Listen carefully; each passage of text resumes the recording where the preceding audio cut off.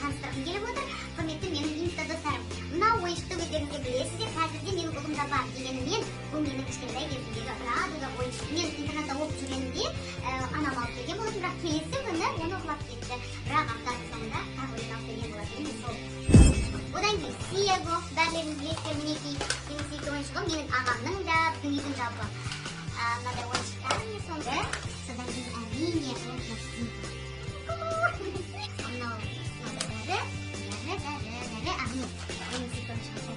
өзімнің ойыншықтарыммен сіздерді таныстырдым. Бұл шағында эстафета болсын. Мен бұл эстафетамды Аша құрбыма жолдаймын. Аша, қабыл ал.